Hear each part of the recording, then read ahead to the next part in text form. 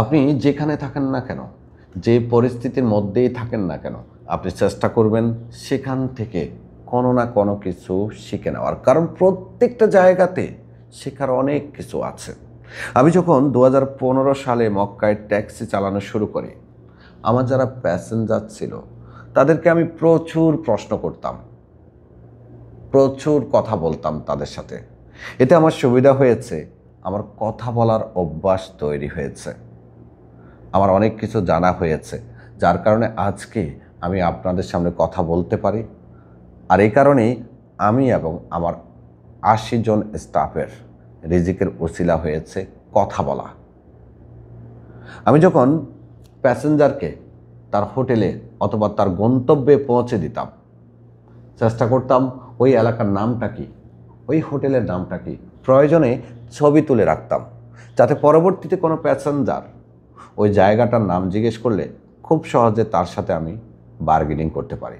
এতে আমার সুবিধা হয়েছিল, আমি অনেক বেশি প্যাসেঞ্জার পেতাম।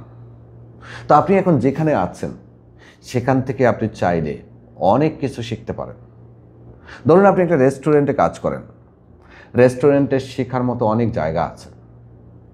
চাইলে আপনি রান্নাবান্নার কাজ শিখতে পারেন, চাইলে আপনি নাস্তা বানানোর কাজ শিখতে পারেন, চাইলে আপনি মিষ্টান্ন বানানোর কাজ শিখতে পারেন।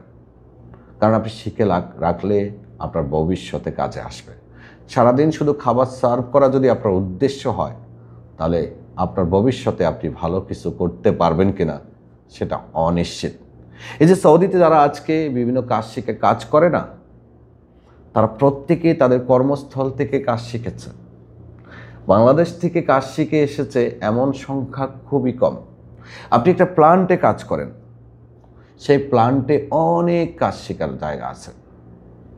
আছে ওয়েল্ডিংয়ের কাজ শেখার, আছে ইলেকট্রিক্যাল কাজ শেখার সুযোগ, আছে স্ক্যাফোল্ডিংয়ের কাজ শেখার, অথবা অন্য কোনো কাজ শেখার।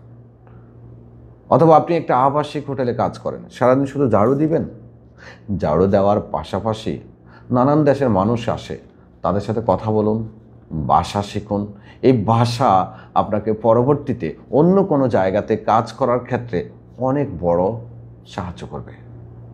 আমি বলছি না আমি অনেক বড় কিছু, আমি বলছি না আমি অনেক বেশি কিছু জানি, তবে আমি শুধু এইটুকু বলি, আপনার মতো আমিও ওয়ার্ক ভিসা নিয়ে আসছিলাম, আপনার মতো আমিও জুবাইলে আবাসিক হোটেলে কাজ করেছিলাম, আপনার মতো আমিও কনস্ট্রাকশন সাইডে কাজ করেছিলাম।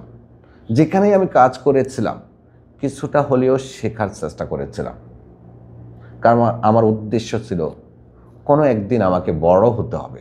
আমি বড় হইনি, তবে বড় হওয়ার চেষ্টা সবসময় করি।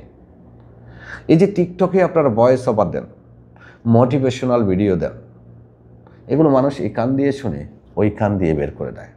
সাময়িক লাইক পাচ্ছেন, সাময়িক বাহবা পাচ্ছেন, আপনি আপনার ভবিষ্যৎ কিন্তু সেখান থেকে তৈরি করতে পারছেন না। আপনি বলবেন তাহলে আপনি কেন লাইভে বক বক করেন? আমি বক বক করে বিদায় আমার প্রতিষ্ঠানগুলোতে কাস্টমার আসে, কারণ আমি তথ্য দিতে পারি, তথ্য দেওয়া শিখেছি, এখনও শিখি। আপনারা আসলে আপনাদের কাছ থেকে শিখি। আপনারা কি বলেন সেটা আমি মাথায় নিই, তারপরে সেটা সম্পর্কে ভালোভাবে জানার জন্য বিভিন্ন গণমাধ্যমে খুঁজি, গুগলে খুঁজি, অথবা মুআজ্জিবদেরকে ফোন করে জানার চেষ্টা করি। এই জানাটাই হলো আপনার জীবনের পরবর্তী ধাপের জন্য অনেক বড় ভূমিকা রাখবে। ধন্যবাদ।